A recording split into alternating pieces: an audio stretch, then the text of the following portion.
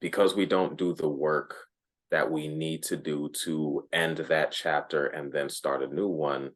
It's just, all right, we're in the middle of this chapter, whether it's the grief portion of the chapter, and then another, sometimes a whole new book will open and we'll just start that.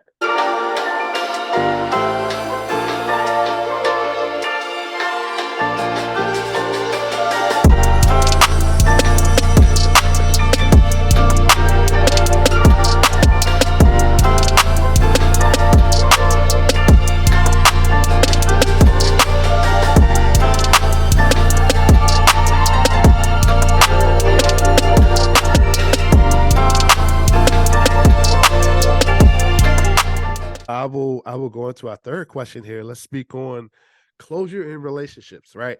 This is Closure. I feel like this is a big thing, right? I feel like this goes into there are so many unclosed doors, right? With relationships, and dating, and marriage today that, and it even goes back to the attachment, right? People are still attached to people for whatever reason that may be, because the door hasn't been closed. So let's speak on that a little bit. You know, how to find that closure in relationships. Uh, by all means, let's. I would love to hear you guys' opinion on this. Closure.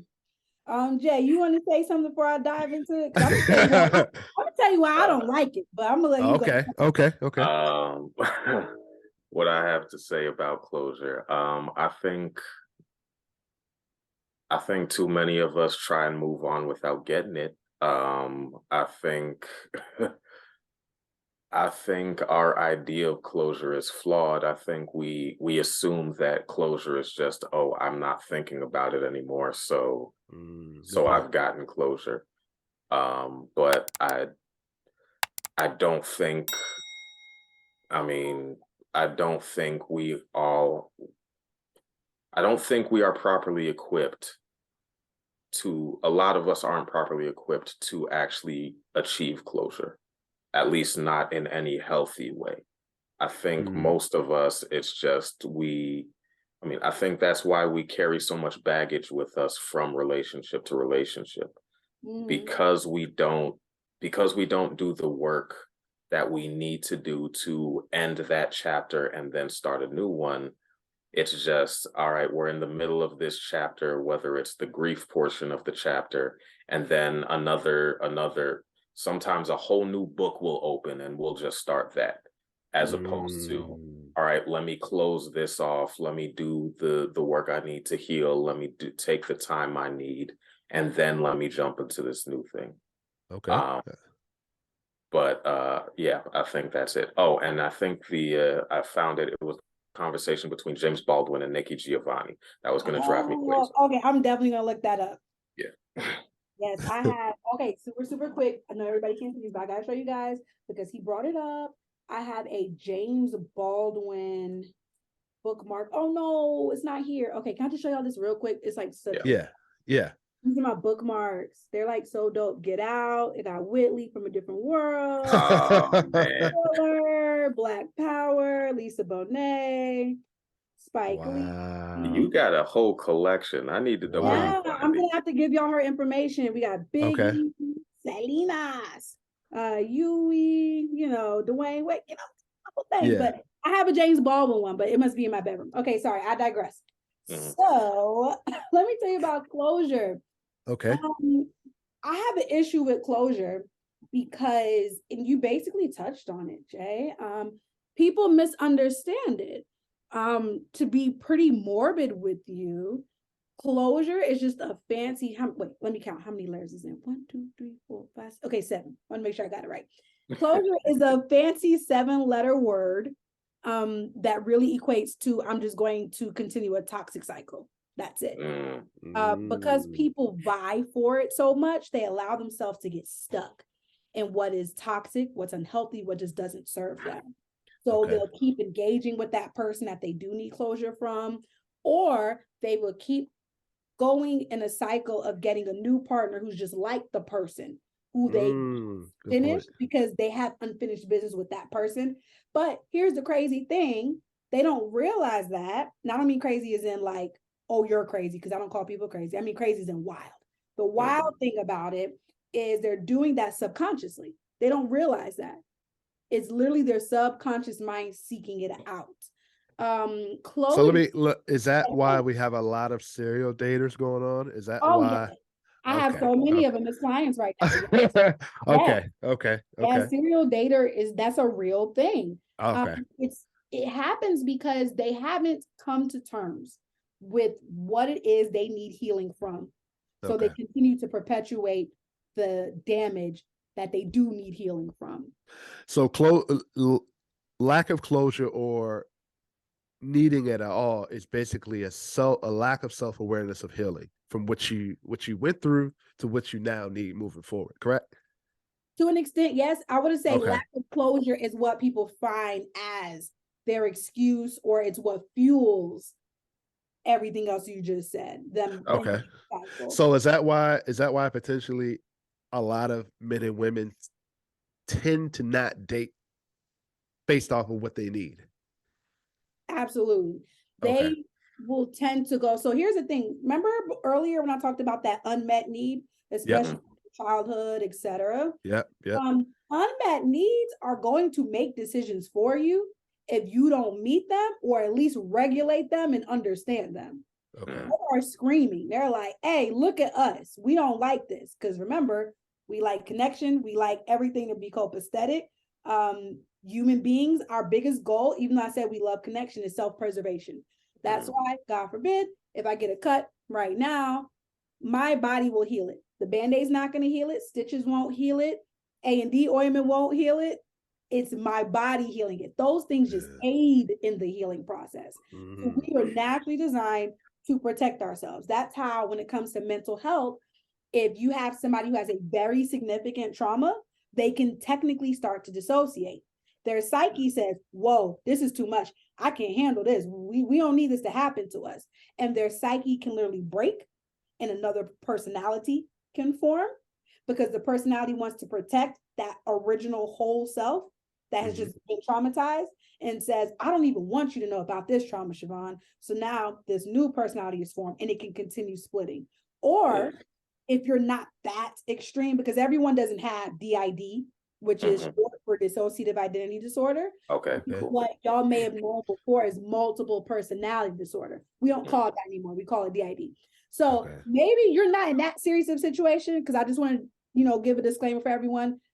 That does not happen the way y'all think it may be happening. Don't let the movies fool you. It's pretty rare. Right. That was such a movie though. Oh my God. Yeah, it was. That was my movie. And then Glass.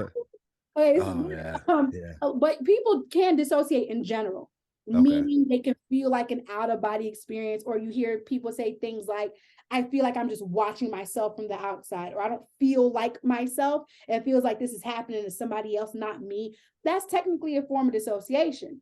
So the reason I bring that up, we have these traumas that happen to us in relationships or even before relationships. And so now unmet needs develop. And like I said, we like self-preservation. We want to feel good. We want to feel comfortable, cozy.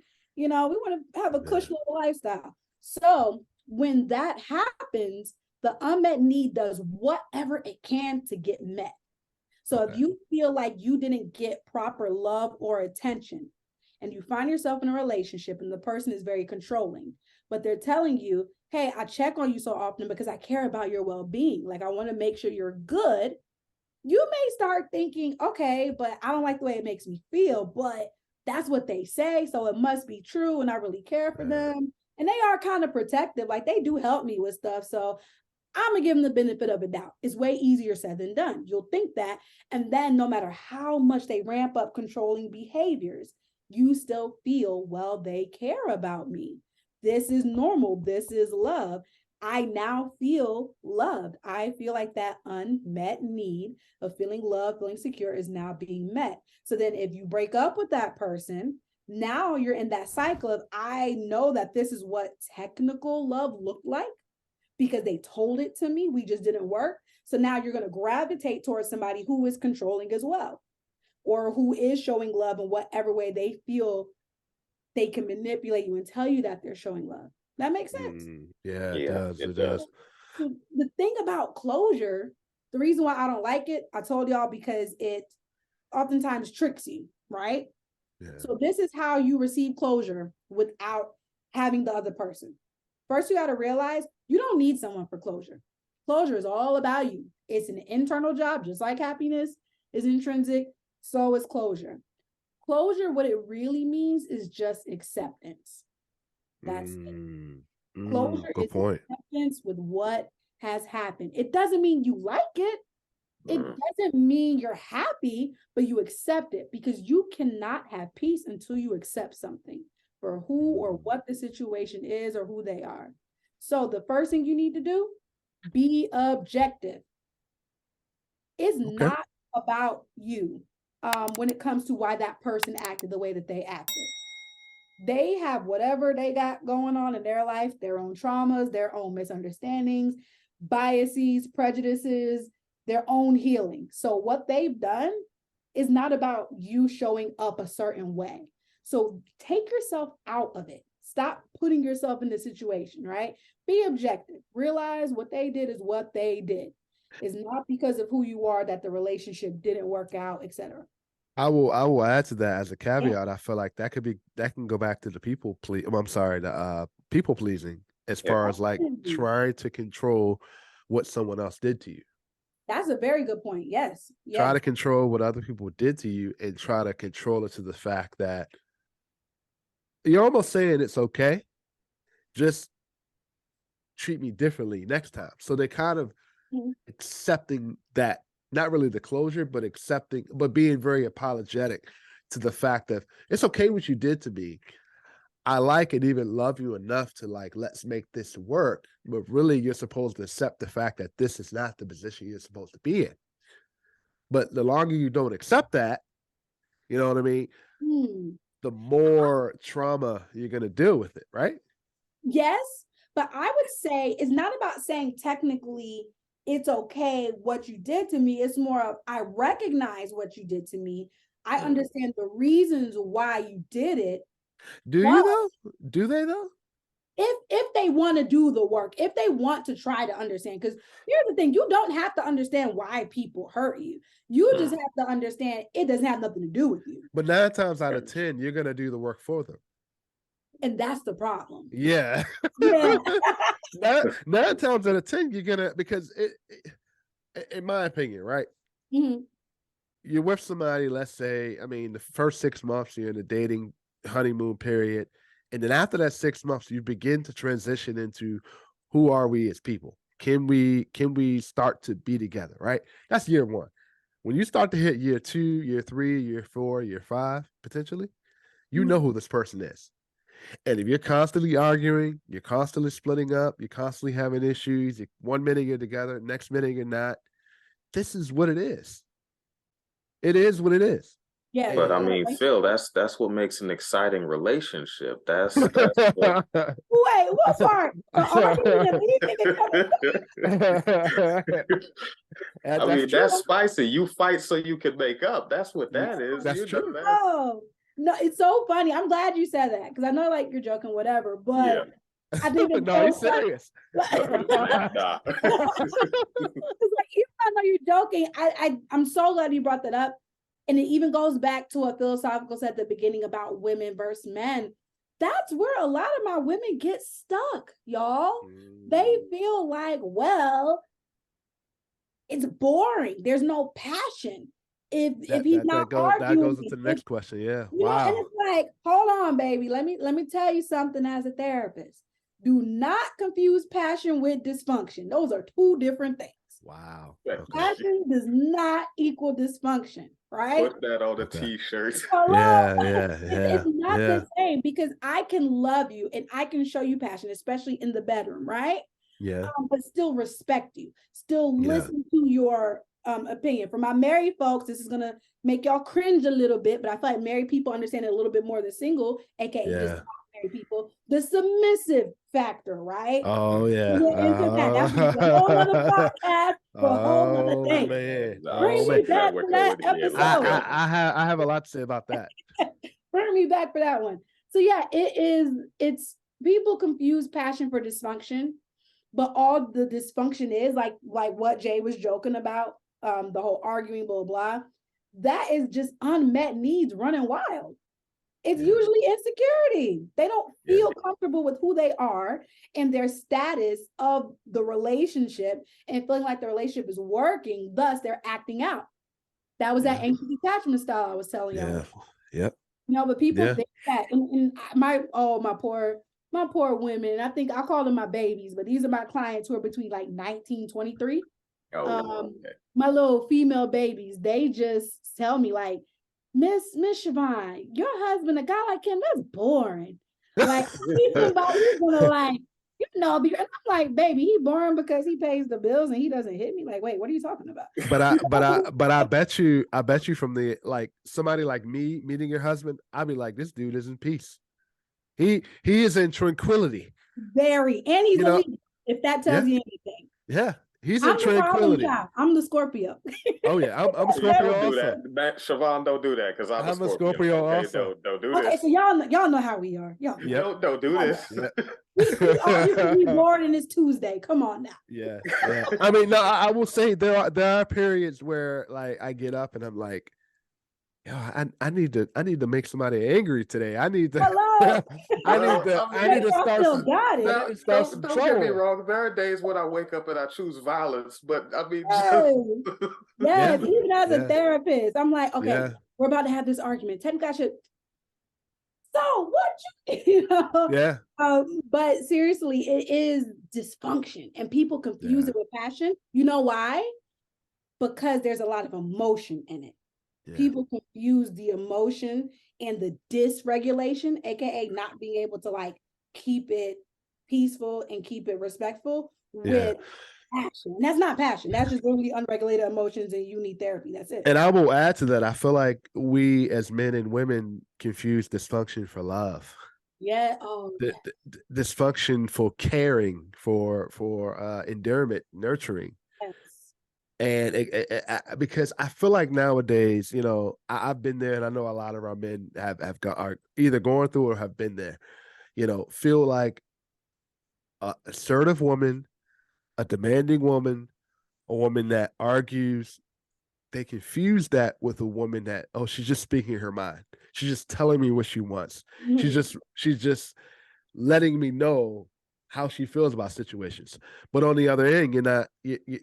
You don't have any respect. You know don't. What I mean? And you're being abusive. Women are very, very abusive, and we don't want to talk about that usually. A lot of times when we talk about the emasculation of men, oh my goodness, like you can't be vulnerable. You show me a man who's been emasculated, I'm gonna show you a woman who's had to feel she had to strip his power away to assert herself. Why is that? Why do you feel that way? Why do you feel it's like that? Because we know that your manhood is pride for you. Your manhood is we've been speaking on that. You know, it makes you feel good. You want a man to do things, you stroke his ego, literally. You speak words of affirmation, you praise him, you do things and say things that make him feel like what he believes the man is. So but have you I'm sorry to cut you off, but have you seen the movement where, and not to get off topic, women don't want to stroke the ego anymore?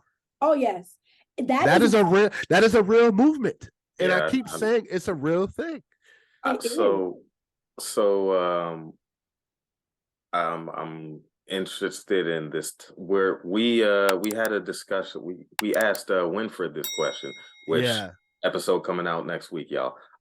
This week, next week. Next week. 1 week.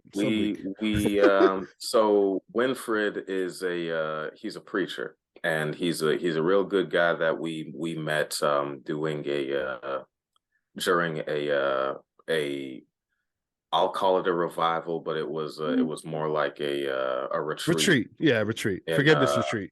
Yeah, a forgiveness retreat. And the question came up, do you think there is an attack on manhood or masculinity? I believe was the question. I might be misremembering, and I apologize if I am. My argument was no. My argument was more that if you know where you are rooted, nobody can attack you, so to speak. I don't think that's true. I disagree with it. Remember, I don't think that's true, because there are a lot of men who don't know their roots. There are a lot of men who don't understand how to be rooted. A lot of men are out here searching but through different avenues on how to be rooted. There are you a lot. just There are a lot of men out there you who are just agreed directionless. with me Yeah, unofficially then. technically. I mean, but the reason why I disagree is because I'm seeing it in retrospect to yourself, right? Being very rooted, searching through creativity, learning through creativity, learning yourself, get to know yourself. You're taking that reflection period. Just imagine the men who are in relationships today, enter in relationships, who have no clue how to speak up for themselves, who have I'm not disagreeing with that, but I think what I'm disagreeing with isn't that happens. What Okay. I'm disagreeing with is that this is a larger conspiracy from somewhere that, oh, they're attacking men in general. I do think there are a lot of people who struggle with relationships, and they feel like you said, there are a lot of people who feel like, oh, I'm done stroking a man's ego. So it Okay. feels like, oh, hey, we're under attack. But again, like I said, if So let going me wait back a to minute. this entire comment, Let me ask a question real quick, and I don't mean to cut you off. You yeah, feel it's a conspiracy, meaning that it's not true that men are being attacked. You don't feel this is a thing. I don't feel it's a thing. What I feel like the issue is more of us are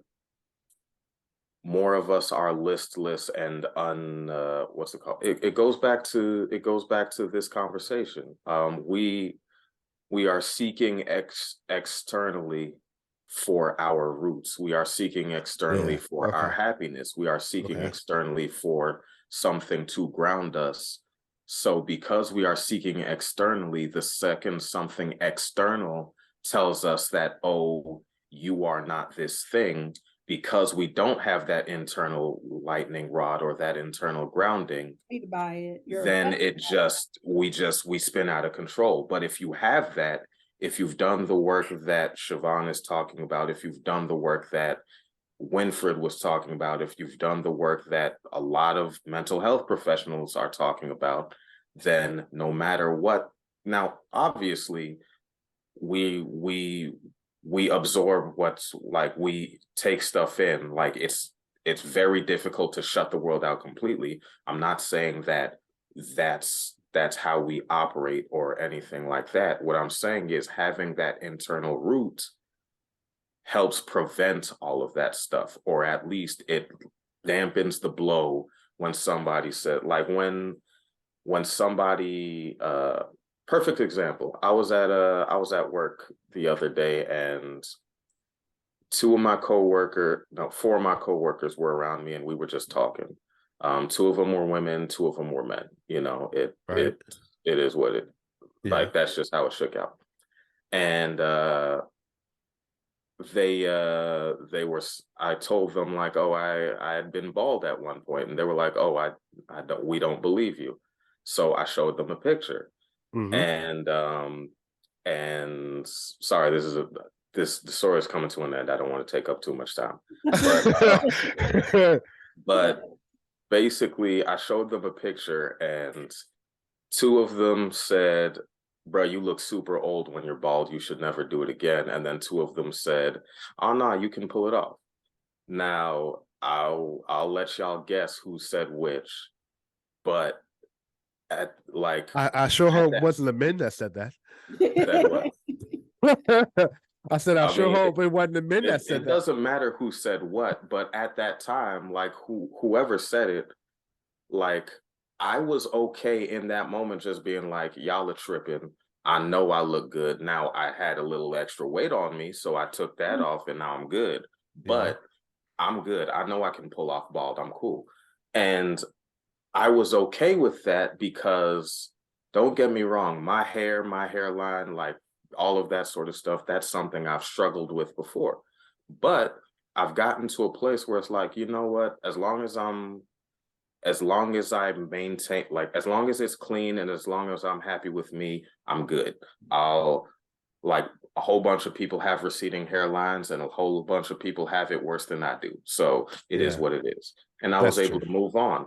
Whereas, somebody else, like, I won't even say somebody else, myself, if this was maybe 3 months ago, somebody said something, I'd be like, I ain't never going bald again. I'm a grow dreads, all this That's other true. stuff.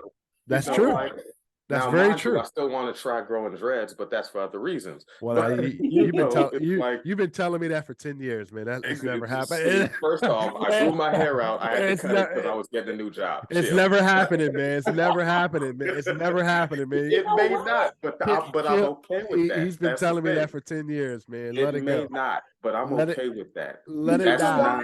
not. Let me tell you why. So here's the thing about the closure piece with you. That was a really good example. Wait, you know what? I digress because I'm getting a little bit ahead of myself. When it comes to what you said about being confident in who you are and roots, etc., right? It's about the security within yourself to not be swayed. But to your point, the problem is, and this is when people get in toxic relationships. I have clients who are in them now, who I literally work through it with them. When you are confident and you are said something on a daily basis or an every other day basis, your subconscious mind starts to pick it up.